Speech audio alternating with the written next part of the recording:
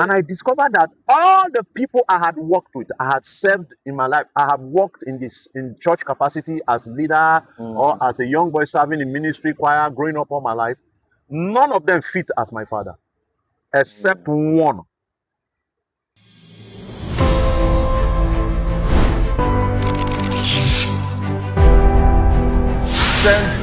Sent him or her to probably be.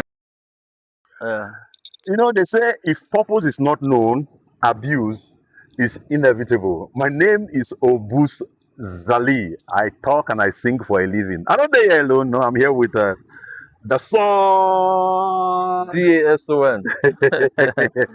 Yeah, how far now? Everything nice, chilling. We're good.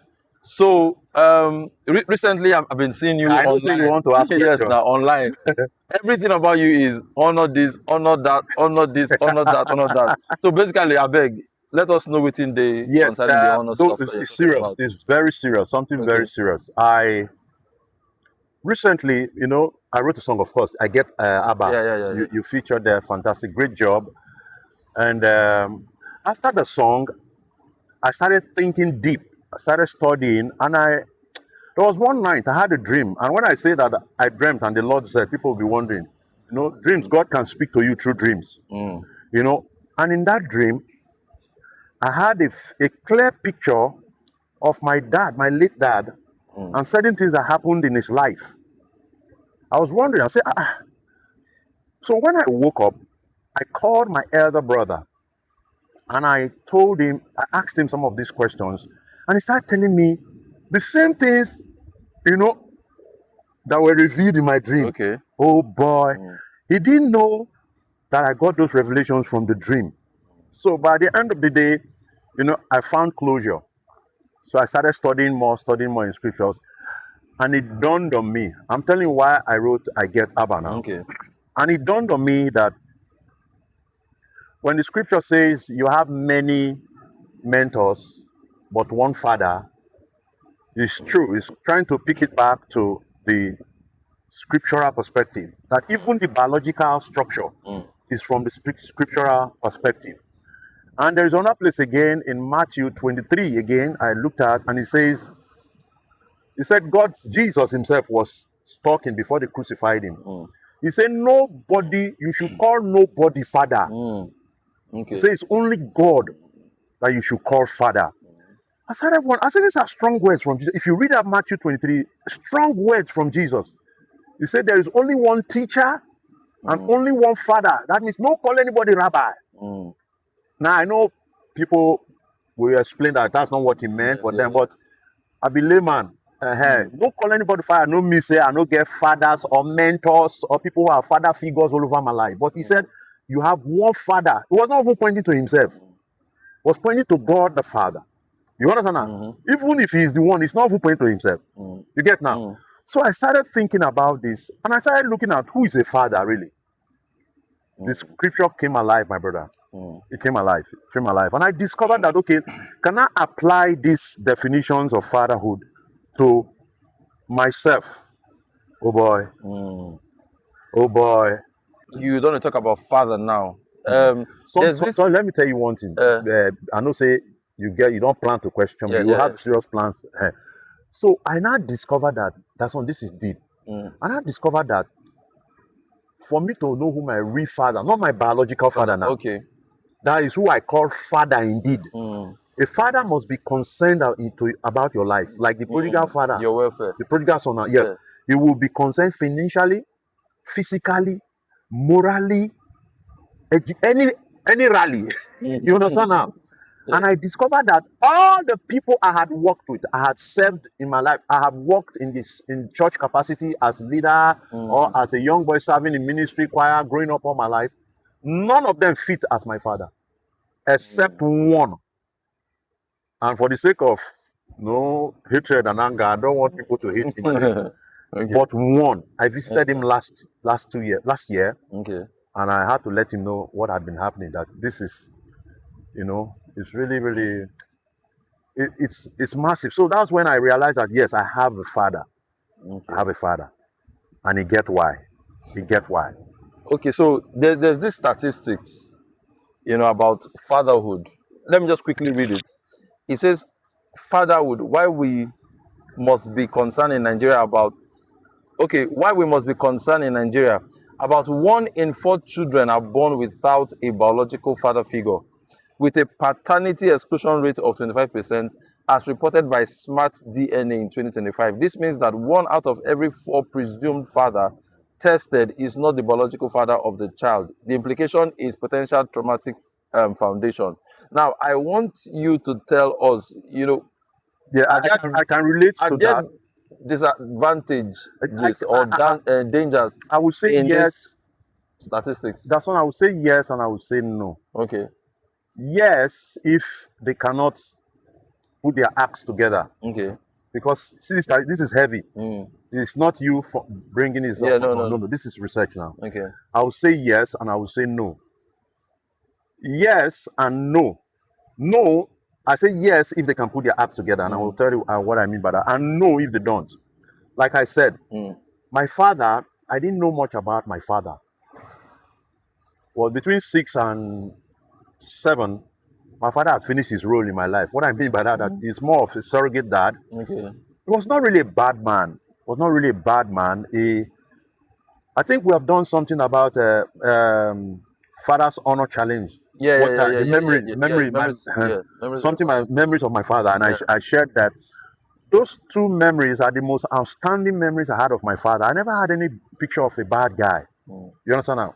But when I had that dream, the dream started expounding on how things happened. And I was growing up in life, I started hearing from people, of course, my mom, my brother, and the rest who nurtured us and the rest. I started hearing different perspectives. But there was nothing bad about my dad that really, but he was surrogate. They there. It was not there for me. But I believe that if I had been with him all the time, he would be there for me. So there must be something. It was later my mom told me that he was working very, very. My father was always busy working to make sure he cut out for all the children. The guy born, the guy born. Popsy born reach 11. I'm telling you. That's serious. So he was working very hard. One of the first railway officers in Lagos State. You understand? So he worked very hard, but he was never home. So everything I learned as ethics, values, morals, I learned from, guess who now? My mom. Your mom, okay, wow. God bless her soul. She's late now, but I learned every of these things from my mom. So you know what that means? I now craved the place of men or fathers in my life. I've always wanted to be a team player, wanted to be around people. I don't know if I was looking for validation, because at a point I think I was, but at the point I didn't care about anything validation. But I wanted that's why you notice in a ministry I will soak my life into it, want to be very active and the rest. But I never really had that one-on-one interaction with the fathers. Like and pastors. Yes, that's what you have as a father. I never had that. But because I had many people I looked up to as fathers, I was able to balance up. That's why I'm telling you that if they don't have father figures in their life growing up, it's going to be calamity.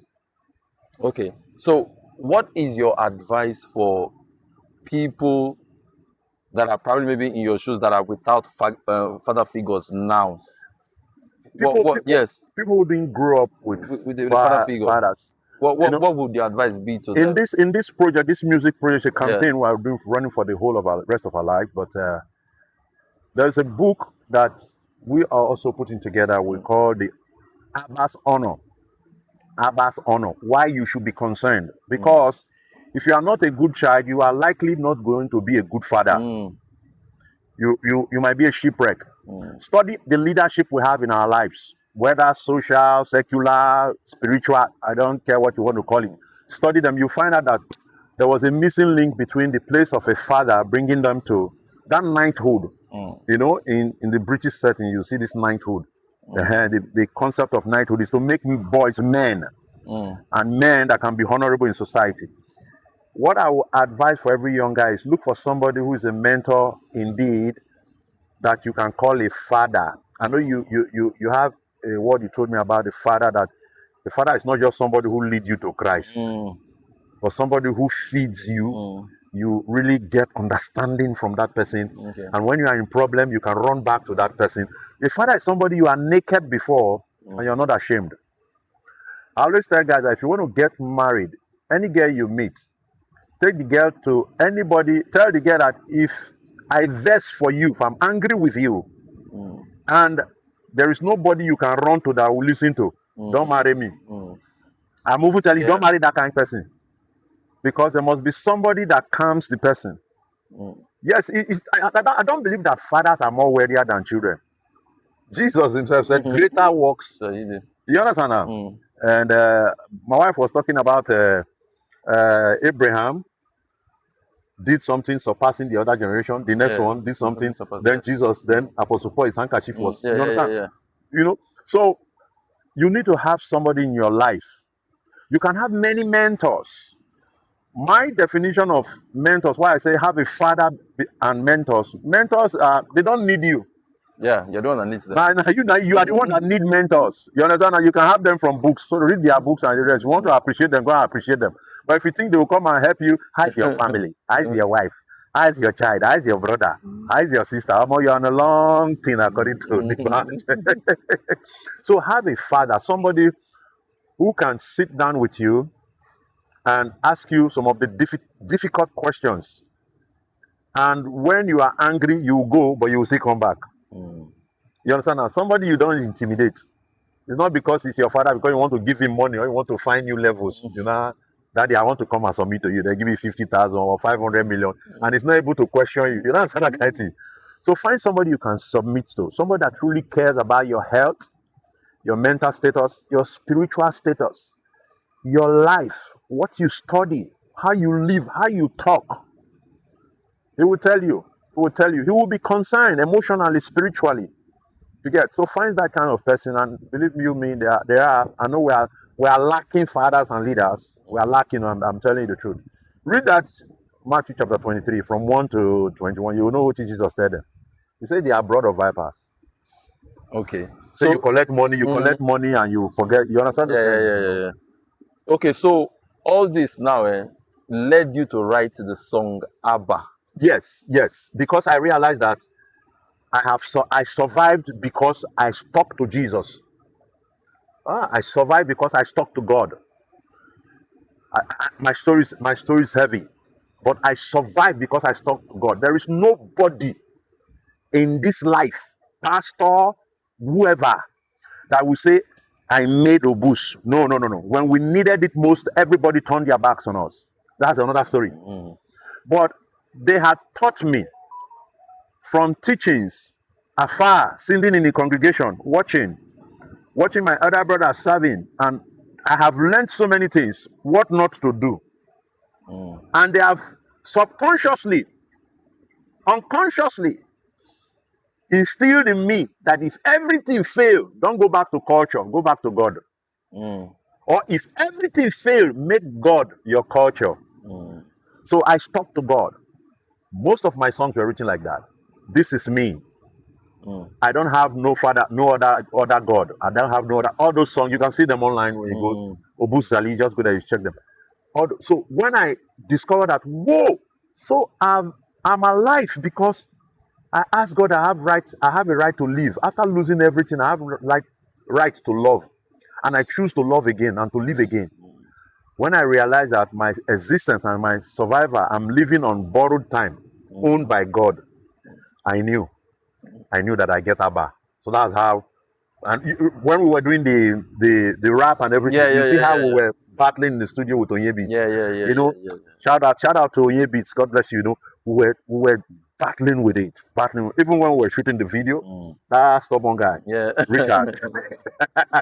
We were battling because we wanted to capture the essence. It's not that about Razzmatazz, but about a man over 50, you know, giving God those crazy praise. Because if not be God, if not for God, who else? Yeah, so that's what really, you know, informed all this, the idea of the song, going into the video, and now having the campaign. You understand? Amazing. You said you had some more research. Yeah, so but if Okay, so basically the song is titled "I Get Abba." So if you have not streamed that song, I want you to go on YouTube and all our social media platforms to So the official CTC TV.